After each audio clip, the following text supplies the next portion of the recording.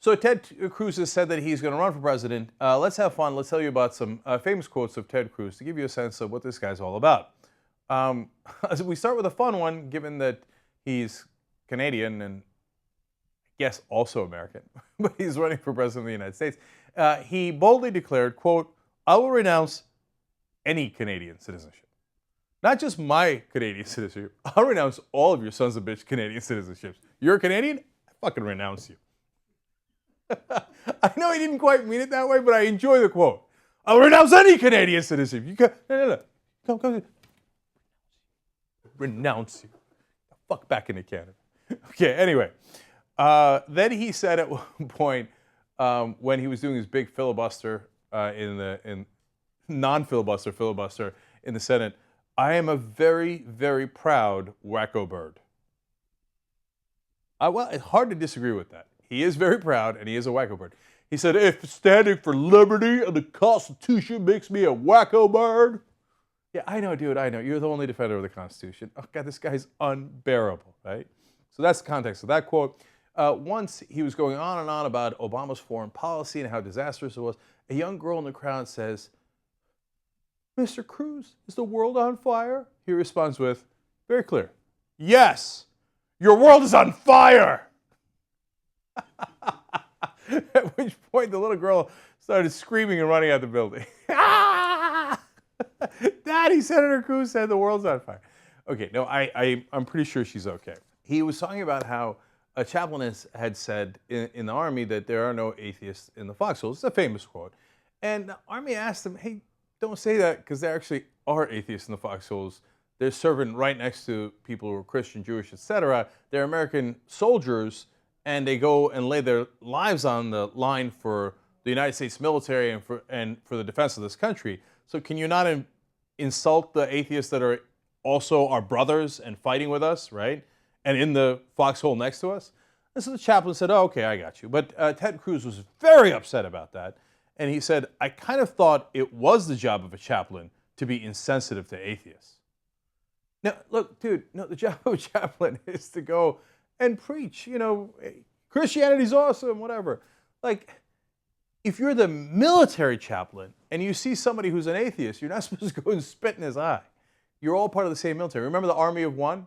But that goes to Ted Cruz's ideology, which is, if I believe this, it is my job to make sure you don't believe the opposite, and I'll punch you in the face if you do. Okay? So, now, on to more substantive stuff, and then I'll get to a couple of fun, wacky ones at the end again.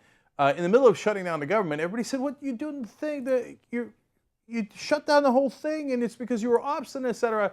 He said, no, I have a good counter to that. Quote, "I didn't threaten to shut down the government." Oh, okay, if you say so. Okay. So speaking of twisting the truth to the exact opposite of what it is, on the issue of net neutrality, he said, "Net neutrality is Obamacare for the internet. The internet should not operate at the speed of government." Now, that doesn't make any sense. Net neutrality actually protects the internet exactly as it is today. There is no speed of government dial. They're like, Obama's like, "Watch this, dude. Boom, speed of government now." And the internet's like, "Oh no, I'm slowing down." Okay, what a crock of shit. He wants to destroy the internet. He wants to allow the companies that donate to his campaigns to have faster speed, and for the rest of us to have slower speed. So he turns the thing on its head and goes, no, net neutrality means you actually do discriminate, and it's Obamacare for the internet. I don't know what that means, but it sounds really bad. Plus, it's also the Benghazi of the internet. Solyndra. When talking about panhandlers, he said, "In my life, I have never once seen an Hispanic panhandler.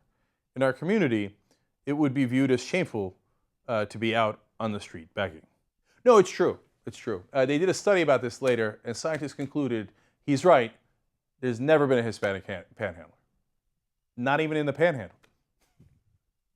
They looked all through the Florida panhandle. They're like, not one Latino here. Nope. Who says things like this? I mean, first of all, it's kind of racist. Like, oh, panhandling, it's for white folks and black folks. And you know he doesn't mean white anyway. You know where he's going with that, right? So, but Latinos, we are too proud and great. Look, I got love for Latinos. I'm pretty sure there's some Latino panhandlers in the country. Okay, who says something that outrageous and stupid? All right, anyway, he thinks he's brilliant. He loved to debate in college. Oh, yes, well, golly gee, cats are better than dogs. Yeah, I love those debating clubs. Anyway, finally, he said about Iraq, it's not our job to be social workers in Iraq and put them all on expanded Medicaid. It is our job to kill terrorists who have declared war on America and who have demonstrated the intention and capability to murder and murder innocent Americans. Okay. See, once again, I like this because it's both absurd and substantive. See, the excuse for the Iraq War in the beginning was we're going to liberate Iraq from evil Saddam Hussein. Now, we're doing it because they have weapons of mass destruction, they're connected to 9/11. Now, all those were lies. They were not connected to 9/11, and it turned out they didn't even have weapons of mass destruction. But it's okay, we were told over and over by the Bush administration, because we went to liberate Iraq because of what he called the freedom agenda. Now, Ted Cruz is like, freedom for Iraqis? No. We went to kill them there, okay? There's a lot of terrorists there. Actually, there weren't almost any terrorists when we went in, right? And, well, we went in, now we've got all these terrorists. And I said, we go there, our job, kill them. That's our job, kill them. Expanded Medicaid. What happened? I thought we were going to reconstruct Iraq. And then once we reconstructed it, it was going to be a blooming democracy that was going to be a shining example to the rest of the Middle East. He's like, Medicaid. I'm not giving him any. The only thing I'm giving him is bullets. Hey, Iraq, why don't you greet me as a liberator? So in those absurd quotes, you have Ted Cruz's ideology very clearly explained. He's the boss. He knows everything. The truth is the exact opposite of his reality. And the answer is bullets and lack of empathy. Ted Cruz in a nutshell.